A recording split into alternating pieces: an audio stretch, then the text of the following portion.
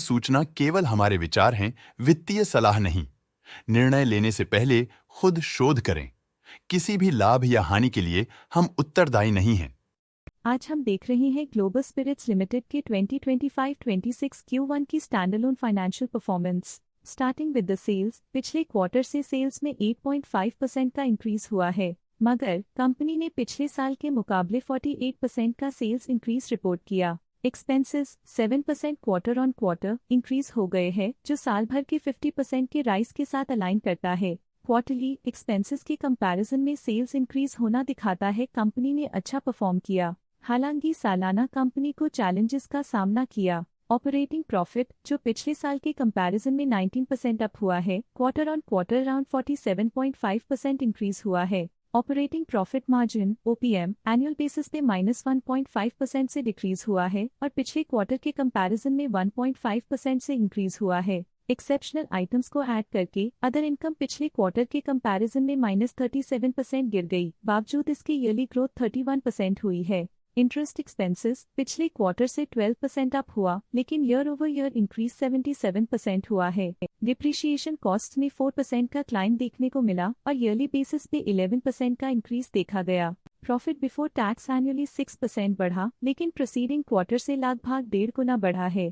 इस साल कंपनी ने 26.5% टैक्स पे किया और क्वार्टरली कंपनी ने 22% टैक्स पे किया है। नेट प्रॉफिट ने ईयर ऑन ईयर 13% का इंक्रीज दिखाया, लेकिन लास्ट क्वार्टर से लगभग 2 गुना का इंक्रीज हुआ है। इस क्वार्टर में कंपनी का परफॉर्मेंस काफी अच्छा रहा। वहीं अगर एनुअल एनालिसिस की बात करें तो इस साल कंपनी का परफॉर्मेंस ठीक रहा। अर्निंग्स पर शेयर EPS में साल भर में 0.5% का इंक्रीज देखा गया। साथ ही क्वार्टरली में EPS की अप्रॉक्स 3 गुना की बढ़ोतरी हुई, जो कंपनी की प्रभावशाली परफॉर्मेंस को दिखाता है। इस क्वार्टर में कंपनी का EPS काफी अच्छा रहा। ग्लोबल स्पिरिट्स लिमिटेड के फाइनेंशियल स्नैपशॉट को रिव्यू करते हुए कुछ मुख्य ट्रेंड्स सामने आए हैं, जो कंपनी की परफॉर्मेंस पे रोशनी डालते हैं। जून 2022 से जून 2025 तक ग्लोबल स्पिरिट्स लिमिटेड की फाइनेंशियल जर्नी में सबसे पहले बात करते हैं सेल्स की। इस साल सेल्स में 9% की वृद्धि हुई है और पिछले 4 सालों में 44.5% की वृद्धि हुई है, जो एक निरंतर अपवर्ड ट्रेंड को दर्शाता है।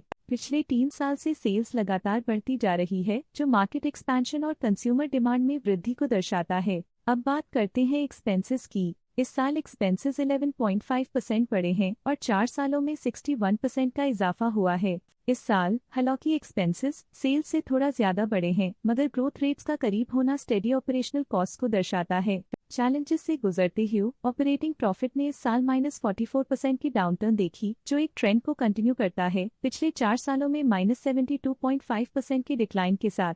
पिछले 3 साल से ऑपरेटिंग प्रॉफिट गिरता जा रहा है, जो जरूरी स्ट्रेटेजिक एडजस्टमेंट्स की इंपॉर्टेंस को दिखाता है। कठिन दौर से गुजरते हुए नेट प्रॉफिट में इस साल -63.5% की गिरावट आई है, जो पिछले 4 सालों में -84% की गिरावट के साथ चुनौती पेश करता है। पिछले 3 सालों से नेट प्रॉफिट में लगातार कमी फाइनेंशियल तनाव को हाईलाइट करता है, जो इन्वेस्टर्स के ट्रस्ट पर असर डाल सकती है। EPS के लिए रास्ता कठिन रहा है। इस साल EPS -64% डिक्रीज हुआ और पिछले 4 सालों में कुल मिलाकर -84% की गिरावट हुई है। पिछले 3 सालों से EPS में लगातार गिरावट कंपनी की लॉन्ग टर्म प्रॉफिटेबिलिटी के लिए चिंता का विषय है।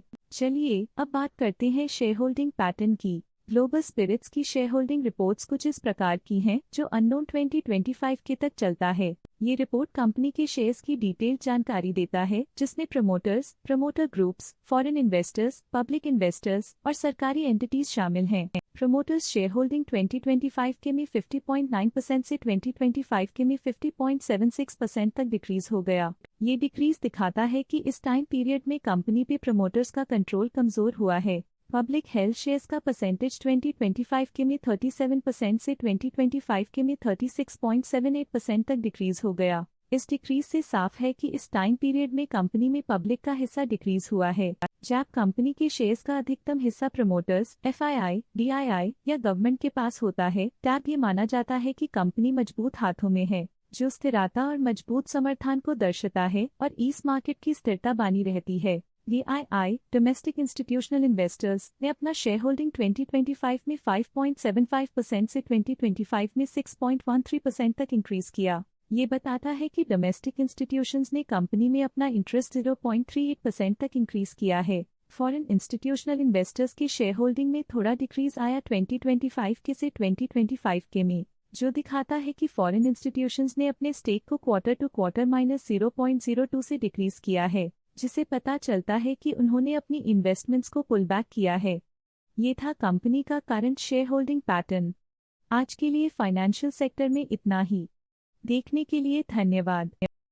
स्टॉक लेटेस्ट न्यूज अपडेट के लिए चैनल को सब्सक्राइब करें और वीडियो को लाइक एंड शेयर करें।